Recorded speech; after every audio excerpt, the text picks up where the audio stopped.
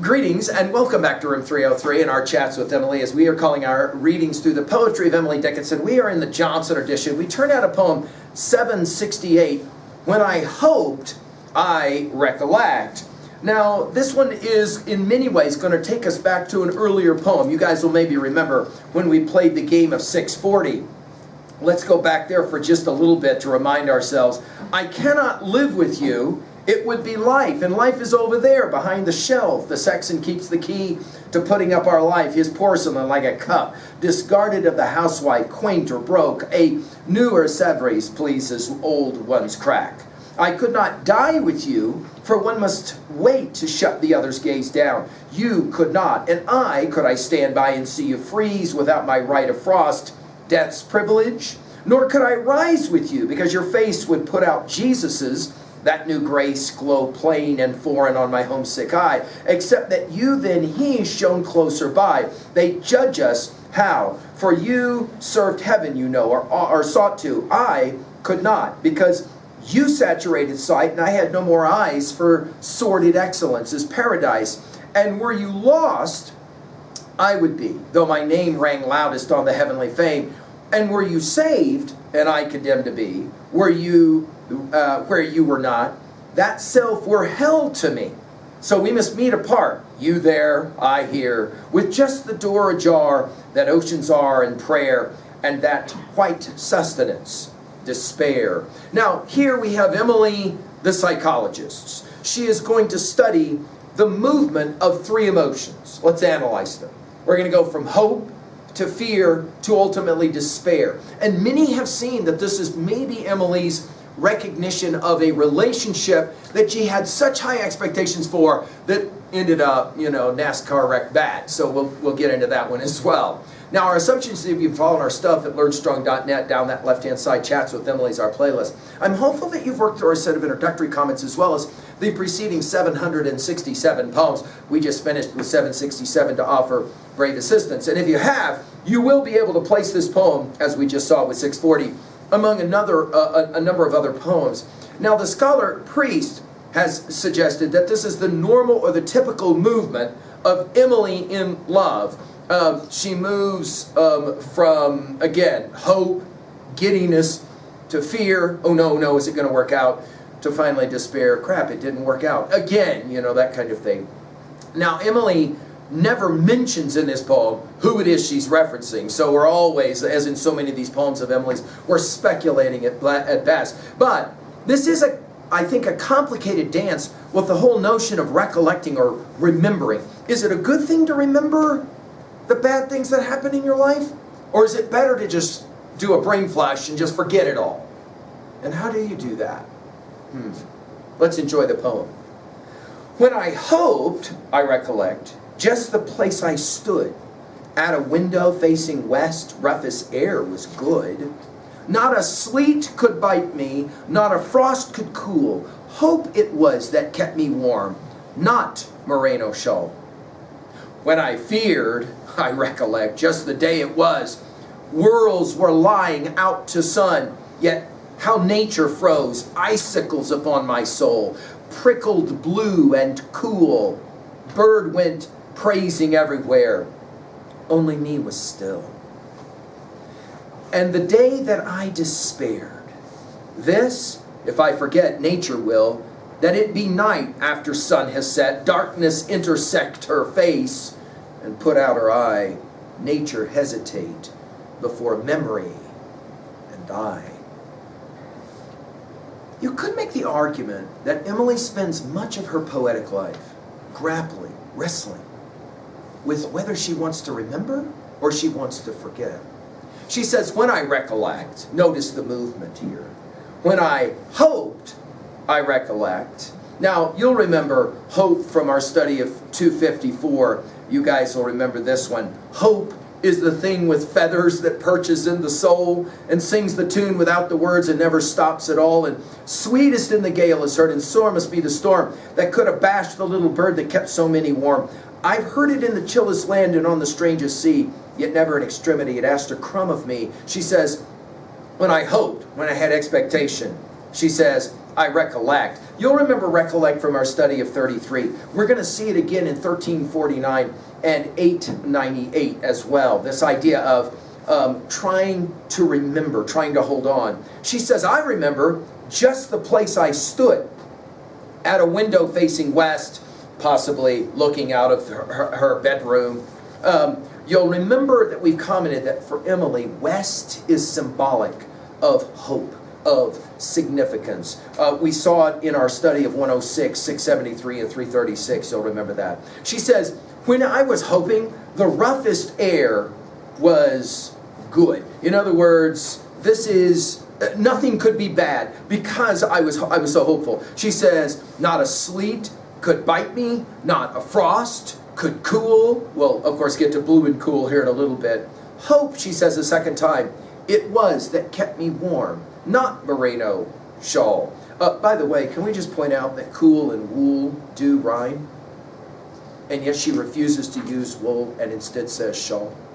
I think Emily is constantly doing the thing you don't predict her to do. So you know, oh, it's going to be cool. That means it's going to be wool. And of course, merino wool is easy. And she refuses to do it. And instead she uses the word shawl, right? By the way, merino only gets used once in all her poetry, and it's here. But from hope, we then go to fear. I mean, if you'll think about it, this is so true, guys, of the relationships that you've known. When you're in the relationship, all you can do is be giddy and hope. But then you start thinking. And then you start worrying. And then, what do we call it? Wally hands. Oh no, oh no, oh no, oh no. And now we get to fear. When I feared, she says, I recollect just the day it was. In other words, in the same way that I remember the happiest moment of my life when I was so hopeful, right exactly where I was, looking out the window to the west. I can also remember the moment that I went, oh no, is this, oh no, is the relationship, oh no. The day it was, notice, it was a beautiful summer day. Worlds were lying out to the sun. It was summer, it was stunningly beautiful. Yet how nature froze. Go back to poem 348 to be reminded of the whole notion of the freezing of nature. Icicles upon my soul. You'll remember, we've said this, in 67 of her poems she references soul here again. Icicles upon my soul. And some students have pointed out, this is so true. I mean, think of it. You could be in the best relationship you've ever been in, but the moment fear, that splinter comes into your mind of, oh no, is this, oh no. It does not matter what the day is like now. Now all of a sudden you're like, It's funny how that works. She says, prickled, blue and cool, even though soul rhymes with cold. She refuses and goes cool. Bird went praising everywhere. Notice it's bird and not birds. Everything is intentional, by the way, with Emily. Only me. Now, come on. She says bird and not birds. That makes total sense if you know 254. Hope is the thing with feathers that perches in the soul. In other words, my hope bird went away, she says. Bird, notice, went praising it everywhere. Only me was still. Now, some of you will say, no, this should be only I was still. Emily's constantly playing with her grammar here. Only me, notice capitalized, dash, was still. Dash. Notice how the grammar slows the poem down. And of course, this use of the word still, as we've said, she loves this word in 95 of her poems. We commented on what I believe to be the way that T.S. Eliot learned how to use the word still, especially in his 4 quartets. What does he say? We must be still and still moving into another intensity at the still point of the turning world. Still, she says. It's like the hope is the movement and the fear is the stillness. That just kind of shuts everything down.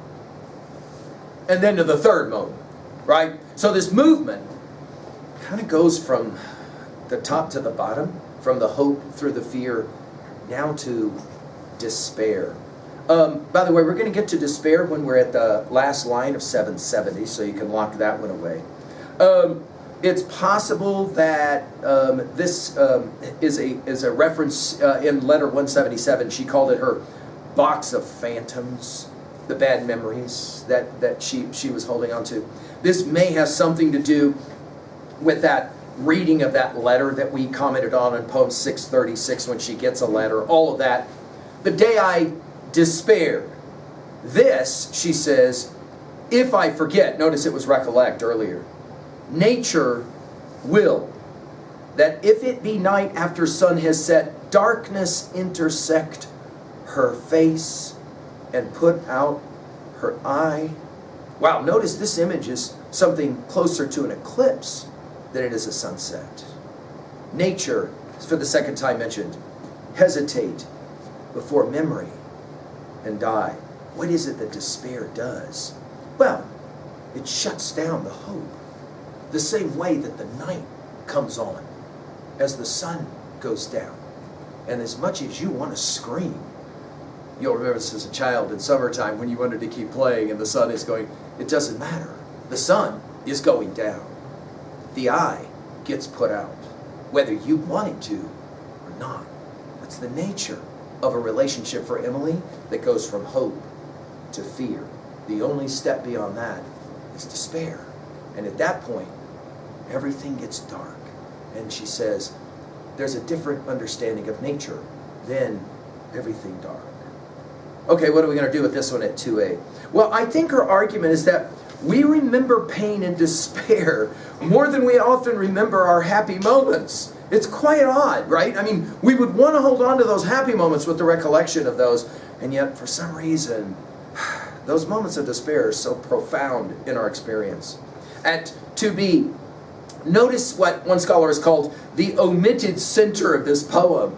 Like, what is it that she hoped for? See, we don't know. All we know is that she had this great hope, and she recollects how amazing it was. She can remember everything about where she was. And then when the fear set in, she can also remember how that day, even though it was beautiful, was a crappy day.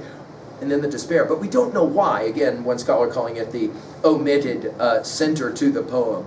The great scholar, Sharon Leiter, has said it this way. The speaker's state of inner fragmentation is reflected in the broken syntax of this stanza, with its lack of clear connections between phrases. A paraphrase might read like, if I forget this, that is, the day that I despaired, then nature will forget that it is night after the sun is set. That darkness intersects her face and puts out her eye. Nature will hesitate to remember before memory and I will. And then she continues. Note, the use of the uninflected verb forms, be night, intersect, put, and hesitate, instead of the correct is night, darkness intersects, and puts, and nature will hesitate.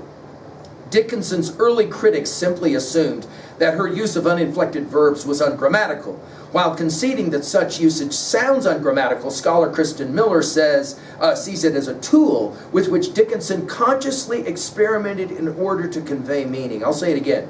Consciously experimented in order to convey meaning. Miller suggests that by leaving a verb unmarked for tense and person, Dickinson suggests a universal ongoing action. And ongoing action is certainly the poem's ultimate assertion. In the final line, the speaker recovers a sense of self. The me of the previous stanza has once more become an I, and this I is now allied with, perhaps even one with, memory. At 3a, what can we relate this to? Well, think about Shelley's classic To a Skylark.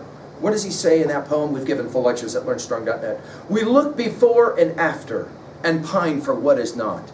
Our sincerest laughter with some pain is fraught. Our sweetest songs are those that tell of saddest thought. Finally, at 3b, to own a poem like this, do you remember more the suffering than the joy of your life? And to what degree do you sometimes recollect or try not to recollect? Thank you.